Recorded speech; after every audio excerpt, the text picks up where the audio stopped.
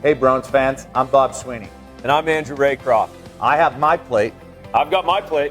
You can get yours too. Go to bostonbruins.com/license plate. The Bruins Alumni Halftime Show is brought to you by Cross Insurance. I'm joined by Boston Bruins alumni photographer Craig Michaud, who's been with us for many, many years. And I tell you, you've got a gift. I'm Captain Blur with all my photographs. It is a gift, and most photographers, good ones that I meet like you, just take it nonchalantly. It's all timing, precision, and holding your hand still. So on behalf of everybody in the Boston Bruins alumni team, our fans, thanks for all of the great snaps that you've taken throughout the years, man. I appreciate it. It's not easy to do to make you guys look good, but somehow I get it done. Shoe, for example, I mean, that's tough. Yeah, I always say to you, you can't Photoshop out ugly. Case example right here. And Craig, can you reduce my 3 chins to 2 chins, please? But anyways, not just hockey, you've got a wide array of photographs. Let's first start about the athletic world, professional sports. So I started with the Bruins about 2015, late 2015. Johnny Carter got my foot in the door, and I just kept kind of sticking with it and being a pest coming back, and now here I am doing all the games, and it's fun. It's fun hanging around all these guys, and it's the best staff, top to bottom. It's a good organization, working with all these different charities, raising money. You also did, when I was covering the New England Patriots charity basketball games, you were there taking some great pictures. And that was fun too.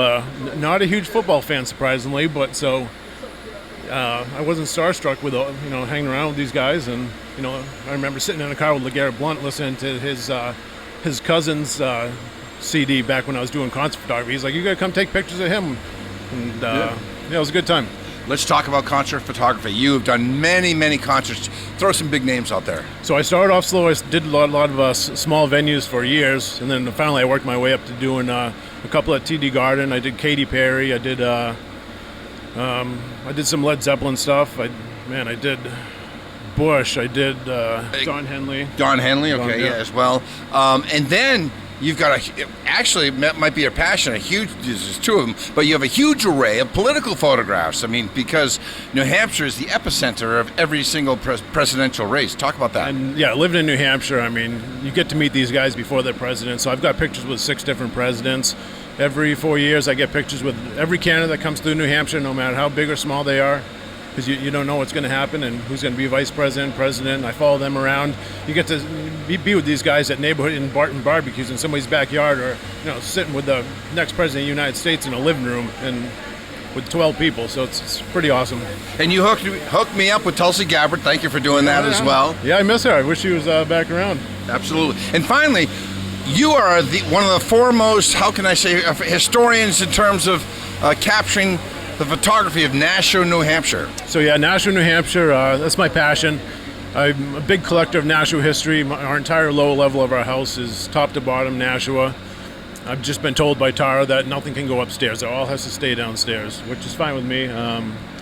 But I also run a Facebook group for Nashua history. I have over 25,000 people now. So it's I started that in 2016-ish. So that one's grown, and I don't allow politics on the page, so it stays pretty drama-free for the most part.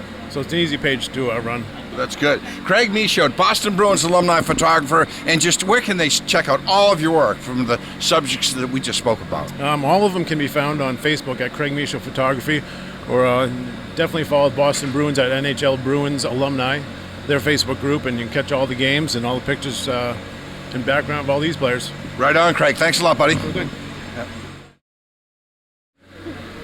I'm joined by Jenny Halstead and Shelley Violet from My Breast Cancer Support. Ladies, good to see you again. Good to see you too. Thanks for having us. Thank you. Can you tell us about the organization and why we're here today supporting? Sure.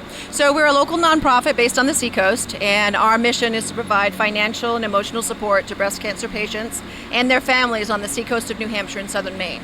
So we raise funds locally that help people while they're going through treatment.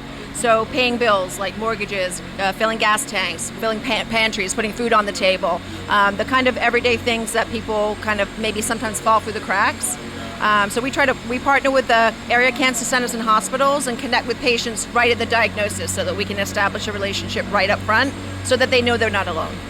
and you don't have to depend on the healthcare system and the red tape. You can do it yourself and have flexibility. Exactly. We can kind of be quite nimble about the programs that we have. For example, we were able to this year reinstitute a gas grant program that enables us to give $200 worth of gas cards to patients to help them travel to treatment, so that if someone has to go to radiation every day for 30 days, having putting gas in their car isn't a barrier to do that. So yeah, so we can kind of on the fly decide, depending on, like a few years ago, gas prices went up really high, and we were able to put the gas grant program in place within a month because our board was able to approve that. So. And they're still going up. Shelley, tell me about your experience with breast cancer and my breast cancer support. Well, my journey, actually, started my relationship with Jenny as a good friend. I was diagnosed with breast cancer in October of 2020, and at that point, kind of organically joined my breast cancer support, and now I work for the organization part-time, connecting with cancer centers and the breast cancer patients in our community. And the key is early detection. Unfortunately, I lost my mother at a young age because they didn't have the therapy and the diagnosis that they have today.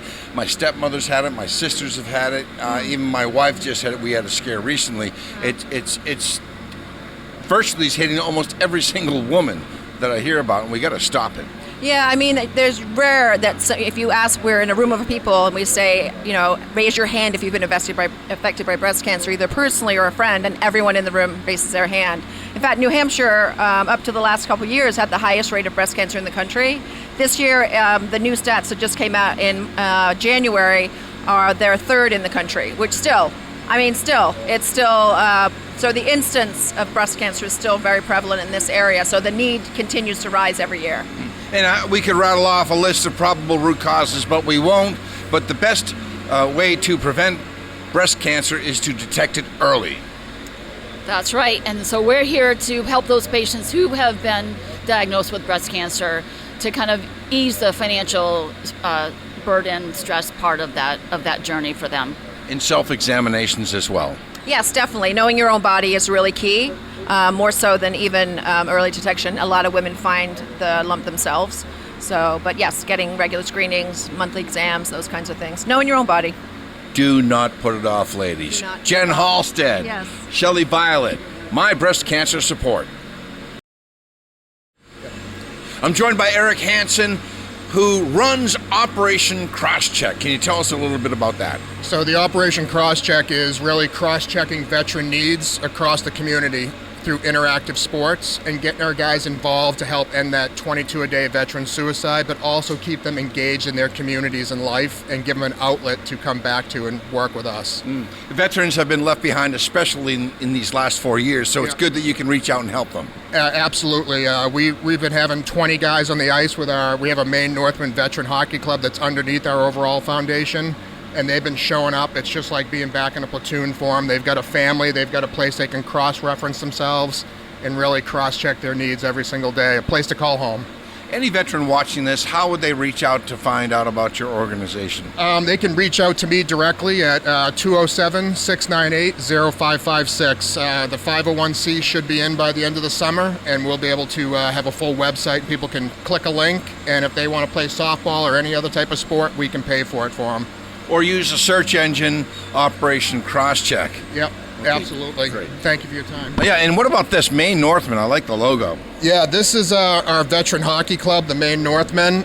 We put this together 3 years ago to get this design going, and it really just came. It's an all-veteran hockey team. Every single branch is on the team and represented.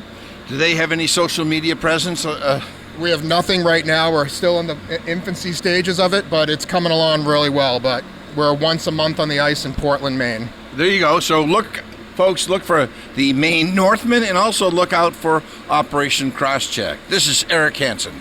Hey, thank you guys very much. I appreciate it, man.